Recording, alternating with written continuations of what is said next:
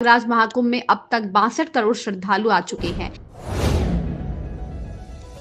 आवश्यकता है United times समाचार पत्र व यूनाइटेड टाइम्स न्यूज चैनल में निम्न स्तर पर विज्ञापन प्रभारी, ब्यूरो चीफ, संवाददाता की इच्छुक व्यक्ति पुरुष महिला संपर्क करें।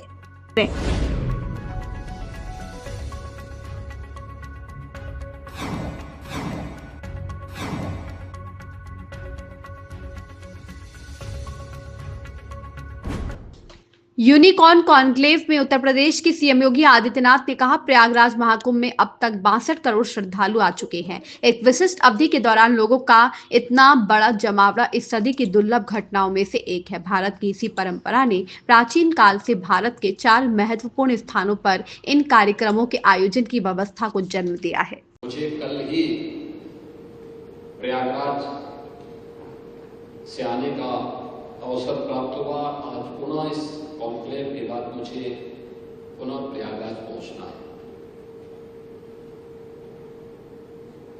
प्रयागराज महाकुंभ में अब तक 62 करोड़ श्रद्धालु आ चुके हैं।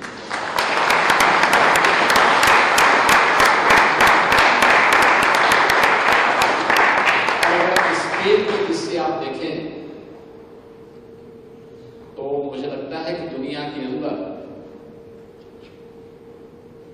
किसी भी आयोजन में, आध्यात्मिक हो या किसी भी अन्य टूरिज्म के पर्पज से ही क्यों न हो, उस कार्यक्रम में, उस समारोह में इतनी बड़ी संख्या में एक निश्चित कालखंड के दौरान लोगों का जमा होना और उस आयोजन के प्रति श्रद्धा भाव के साथ एकजुट होना, यह अपने आप में इस सदी की दुर्लभतम घटनाओं में से एक है।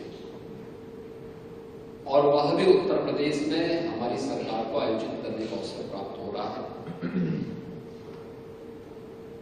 तो एक और प्रयागराज की धरती में जब हम कुंभ की बात करते हैं तो महाकुंभ या कुंभ का इतिहास हमें इस बात को सोचने के लिए मजबूर करता है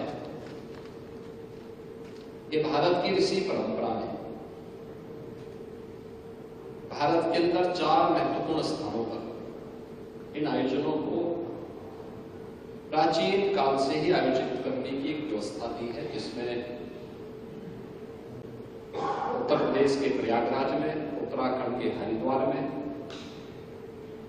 मध्य प्रदेश के उज्जैन में और महाराष्ट्र के नासिक त्र्यंबकेश्वर में ये 4 पवित्र आयोजन होते हैं।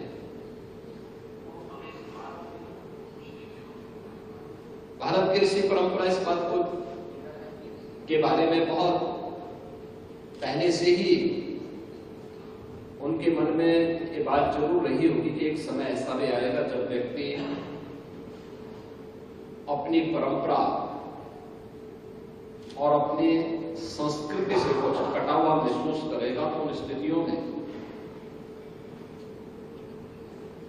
उन्हें जोड़ने का एक माध्यम बनेगा। और उन्होंने इन सभी आयोजनों को एक धार्मिक और आध्यात्मिक आयोजन के साथ जोड़ा। ये धार्मिक और आध्यात्मिक आयोजन तो थे ही, क्योंकि भारत प्राचीन काल से गुरुकुलों की परंपरा के साथ जुड़ा हुआ था। आपने इस बात को देखा होगा, इस बात को महसूस करते होंगे कि प्रभु श्री राम जब दंडकारण्य में जाते हैं, 14 वर्ष का उन्हें वनवास होता है,